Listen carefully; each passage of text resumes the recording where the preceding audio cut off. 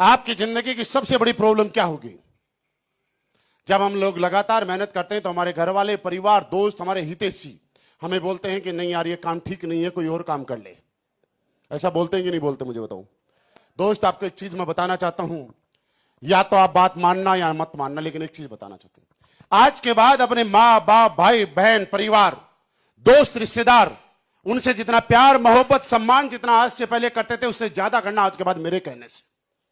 लेकिन जिंदगी में सब कुछ उनको देना, हर चीज का हक देना, लेकिन एक हक कभी मत देना, और वो हक ये है कि AWPL के अंदर आप अगर कामयाब होते हैं तो उनको सलाह देने का हक गलती से कभी मत दे देना साहब।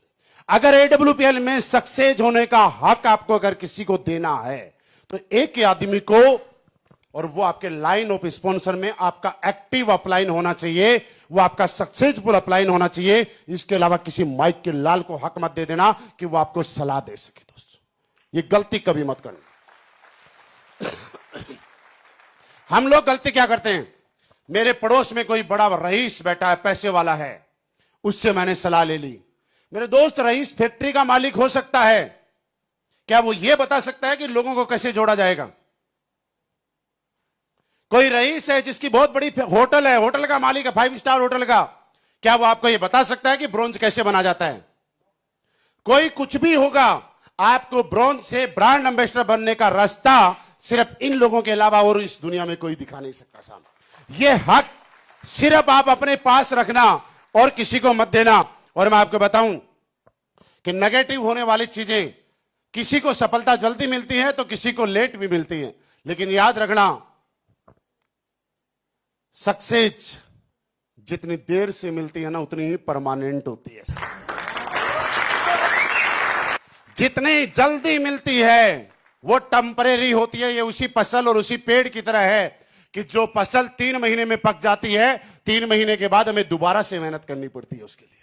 लेकिन जो पेड़ 6, 7, 8 साल में फल देना शुरू होता है, उसके फल और उसकी छाया हम और हमारे बच्चे भी खाते हैं। आपको अगर समझना है इस इंडस्ट्री को तो ऐसे समझिएगा। डायरेक्ट सेलिंग इंडस्ट्री वैसे ही है जिस तरह से हम लोग एक पेड़ लगाते हैं, और आपके घर के बाहर जब आप पेड़ लगाते हैं तो शुरुआती दौर में उस पेड़ के चारों तरफ दीवार करनी पड़ती है, छोटी छोटी मिट्टी की, जिससे उसे पानी डाला जाता है। किया होगा ना आप लोगों ने। उसके बाद भेड़, बकरी, कुत्ता, गाय, भैंस, उनसे बचाने के लिए लकड़ियां लगानी पड़ती हैं। बारिश से बचाने के लिए भी आपको बचाना पड़ता है, सर्दी से भी उनको बचाना पड़ता है, किसी बोरी से आप ढक देते हैं। ऐसा किया होगा ना। गर्मी में, सर्दी में, बारिश में, सबसे आपने उसको बचाया होगा। गाय भैंस से बचाया, केर की। जब उसमें कीड़े लगने शुरू हुए तो आप कीटनाशक दवाइयां लेके आए और उसकी जड़ों में आपने डालने का काम किया, उसकी पत्तियों पे आपने स्प्रे करने का काम किया। 3 साल, 4 साल, 5 साल तक ये लगातार आपने प्रोसेस फॉलो किया। 5 साल के बाद जब वो पेड़ बड़ा हो गया तो आपको उसमें पानी डालने की जरूरत नहीं है, क्योंकि उसकी जड़ें इतनी मजबूत है कि अगर 1 साल लगातार भी बारिश नहीं आएगी तो वो अपने दम पे खड़ा रहता है कि नहीं रहता। उसके बाद उसको किसी भी, ना बारिश से बचाने की जरूरत, ना गर्मी से, ना सर्दी से, क्योंकि वो तना, पेड़, उसकी टहनी इतनी मजबूत हो चुकी है कि वो हर चीज को बर्दाश्त कर सकता है, सहन कर सकता है। और उसके बाद पहले हम उसकी केयर करते थे, पहले हम उसको बचाते थे, पहले हम उसका ध्यान रखते थे। अब वो पेड़ इतना बड़ा हो गया कि अब वो हमारा और हमारे परिवार का ध्यान रखता है। जब बारिश होती है तो हम और हमारा परिवार उस पेड़ के नीचे होते हैं तो हमें बारिश से बचाता है। जब सर्दी होती है हम उसके नीचे चारपाई लगा के सोते हैं तो हमें सर्दी से बचाता है। जब गर्मी होती है और दोपहर में हम लोग वहां बैठते हैं तो वो पेड़ हमें गर्मी से बचाता है। जब हमें भूख लगती है तो उसके फल लगते हैं और हमें भूख से बचाता है। 4 साल उस पेड़ की केयर हम लोगों ने की। हम लोगों ने उसको बारिश से भी बचाया, कुत्ते बिल्ली से बचाया, भेड़ बकरी से बचाया, और 4 साल के बाद अगले सालों सालों तक वो पेड़ अपना कर्जा चुकाता है और वो जिंदगी भर के लिए हमें और हमारे परिवार को बचाने का काम करता है कि नहीं करता। ये इंडस्ट्री भी वैसी ही है। 4 साल तक आप लोग केयर कीजिएगा यहां पे, अपने टीम की, अपने आप की। यहां पे भी मैंने बोला गाय भैंस, कीटनाशक दवाइयां, कीटनाशक कीड़े, आपको नेगेटिव करने के लिए बहुत सारे सक्सेसफुल लोग आपको मिलेंगे, क्योंकि आप जिनकी बातें सुन के अगर नेगेटिव हो जाते तो मैं उनको सक्सेसफुल ही बोलूंगा। ऐसे ऐसे सक्सेसफुल लोग मिलेंगे, आपको मिलते होंगे। मैं कई बार फ्लाइट में जाता हूं, कई बार एयरपोर्ट में बैठा रहता हूं, कई लोग खाली टाइम के अंदर बात कर रहे होते हैं, यार ये सरकार तो बड़ी बेकार है, क्या हालात कर दी अर्थव्यवस्था की, संभाले अर्थव्यवस्था नहीं संभल रही है, कितनी अर्थव्यवस्था बढ़ गई, खराब हो गई, महंगाई किस कदर बढ़ रही है। इन लोगों ने तो पिछले 8 साल में देश को बर्बाद करके रख दिया। श्याम को पता चलता है भाई साहब के पास आलू लाने के पैसे नहीं है। सुबह जो दाल बनाई थी ना, वो श्याम को थोड़ी गाढ़ी हो गई, तो वाइफ को बोलता है एक काम कर, उस दाल में थोड़ा पानी डाल और दोबारा से गर्म कर। जब घी को गर्म करना होता है तो गैस पे नहीं करता, दोपहर में 1 बजे घर के बाहर रखता है, धूप से गर्म कर रहा है गैस बचाने के लिए। उसको यह नहीं पता कि तेरे घर की अर्थव्यवस्था कैसी है, तेरे बच्चों की फीस टाइम पे जा रही है कि नहीं जा रही, तेरे टाइम पे कपड़े आ रहे हैं कि नहीं आ रहे। लेकिन सलाह किसको दे रहा है, बात किसकी कर रहा है। इन लोगों से देश नहीं चलता। मेरे दोस्त, ऐसे सलाहकार हर आदमी को पर डे कहीं ना कहीं मिलते हैं, हमें भी मिलते हैं। कई लोग पुराने जब मिल जाते हैं हमें बोलता है आप क्या कर रहे हो, मैंने कहा वही काम कर रहे हैं। बोले इतने साल से वही कर रहे हो। मैंने कहा और क्या करें। बोला यार वही वाला जिसमें जोड़ने वाला काम होता है। मैंने कहा हाँ। बोला यार एक काम कर। मैंने कहा बता भाई। अभी की बात बताऊं, अभी भी मिलते हैं ऐसे समझदार लोग। बोला अब पैसे तो बहुत आ रहे हैं। मैंने कहा बहुत आ रहे हैं। कमा भी बहुत लिए। मैंने कहा बहुत कमा लिए। या साथ साथ में कोई दूसरा बिजनेस शुरू कर लो, इस बिजनेस का भरोसा नहीं है। हाँ, किसको सलाह दे रहा पता है?